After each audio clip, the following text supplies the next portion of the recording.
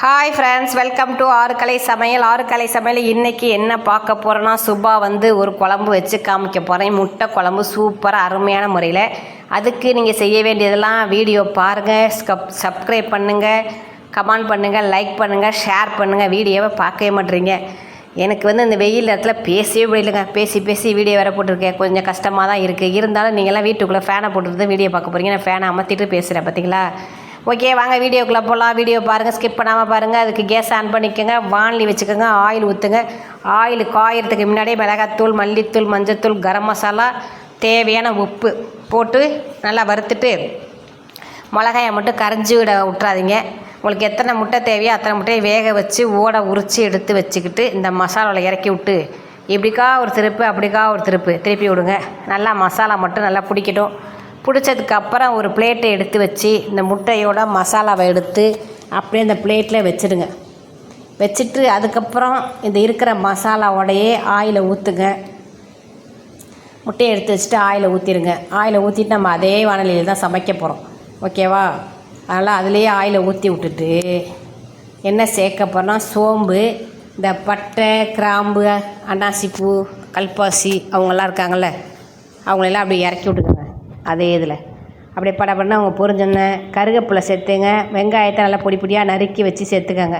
பொடியாக நறுக்கிக்கோங்க. அப்போ தான் கிரேவியாக இருக்கும், சூப்பராக இருக்கும், ஓகேவா? அந்த எண்ணெயிலே போட்டு நல்லா வறுன்னு வறுத்துருங்க. வறுத்துட்டு அதுக்கப்புறம் என்ன சேர்க்க போகிறீங்க அப்படின்னு பார்த்தீங்கன்னா, தக்காளி, நல்லா பெரிய தக்காளியை ஒரு தக்காளியை அரைச்சி, தக்காளியை எப்போவுமே அரைச்சி சேருங்க. வெங்காயத்தை பொடியாக நறுக்கி சேருங்க. அப்போ தான் கிரேவி நல்லா கிடைக்கும் எந்த ஐட்டத்துக்குமே, ஓகேவா? இந்த குழம்புக்கும் சரி மசாலாவுக்கும் சரி தேவையான உப்பை மட்டும் சேர்த்துங்க. முட்டையில் உப்பு சேர்த்துட்டிங்க, அதில் பார்த்து உப்பை சேர்த்துட்டு அந்த எண்ணெயில் நல்லா சுருள வதக்குங்க. வதக்கி நல்லா சுருண்டு இந்த எண்ணெயில் பச்சை வாசம்லாம் போனதுக்கப்புறம் இதில் எல்லா மசாலா தூளையும் நம்ம சேர்த்துக்க போகிறோம். என்னென்ன மசாலா தூள் சேர்த்துக்க போகிறோம் அப்படின்னு பார்த்திங்கன்னா, மஞ்சத்தூள், மிளகாத்தூள், மல்லித்தூள், கரம் மசாலா. எப்போவுமே இந்த நான்வெஜ்ஜை பொறுத்த வரைக்கும் இந்த 4 தூளுமே நான் சேர்த்துருவேன், ஓகேவா? அது மாதிரி நீங்களும் 4 தூளையும் சேர்த்துருங்க. சேர்த்துட்டு மறுபடியும் நல்லா சுருள அதை அவங்க கிண்டுங்க. சுருள கிண்டுட்டிங்கன்னா அந்த பச்சை வாசனை போகிற அளவுக்கு நல்லா சுருண்டாங்கன்னா குழம்பும் டேஸ்ட்டாக இருக்கும், நல்ல ருசியாகவும் இருக்கும் சாப்பிட்றப்ப. நம்ம முட்டையை ஏற்கனவே மசாலாலாம் போட்டு பிரட்டி எடுத்துட்டோம். அதனால் மறுபடியும் அதில் போட்டு நம்ம எதுவும் செய்ய வேண்டியதில்லை. முட்டையை போட்டோன்னே அடுப்பு அமர்த்த போகிறோம். அதனால் இந்த மசாலா மட்டும்தான் இப்போ ரெடி ஆகணும். நல்லா எண்ணெயில் நல்லா சுருள கிண்டி விடுங்க. கிண்டி விட்டு தக்காளி அரைச்சோம்னா மிக்ஸி ஜார், அந்த ஜார்லேயே தண்ணியை ஊற்றிக்கலாம். நம்ம தேவையான தண்ணியே ஊற்றிக்கலாம் குழம்புக்கு. நல்லா சுருண்டதுக்கப்புறம் ஊற்றுங்க. பச்சை வாசனை போனதுக்கப்புறம் ஊற்றுங்க. அப்போ தான் இல்லாட்டி மிளகாத்தூள், மல்லித்தூள் பச்சை வாசனை அடிக்கும். அப்படியே தண்ணியை ஊற்றி கொதிக்க வச்சிங்கன்னா சரியா? இந்த மாதிரி நல்லா சுருண்டதுக்கப்புறம் தண்ணியை ஊற்றுங்க. உங்களுக்கு குழம்பு எந்த அளவுக்கு தேவையோ அந்த அளவுக்கு பார்த்துட்டு தண்ணி சேர்த்துக்கோங்க. இந்த தண்ணி நல்லா கொதிக்கட்டும். கொதித்து இதிலிருந்து பச்சை வாசனை போய் நல்ல எண்ணெய் தெளிஞ்சு எப்படி வந்துருச்சு பாருங்கள், ஒரு கிரேவியாக செம்மையாக வந்துருச்சுல.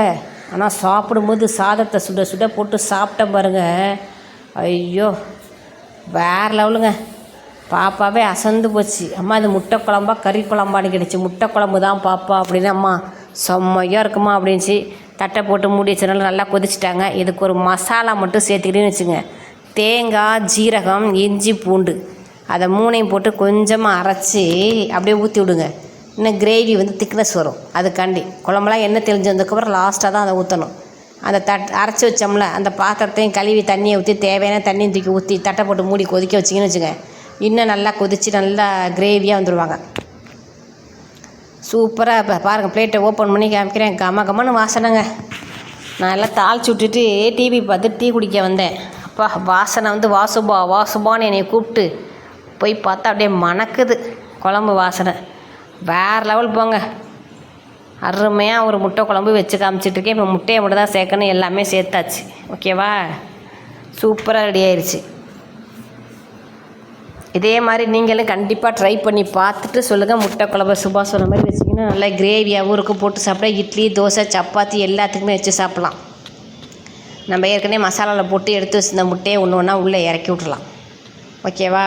அவங்க போய் மிச்சம் மீதி இருக்கிற எண்ணெய், தண்ணி, மசாலா எல்லாத்தையும் குடிச்சிட்டு படுத்துருக்கட்டும்.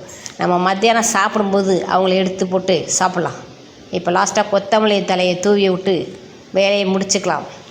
ஓகே பாய், நன்றி, வணக்கம்.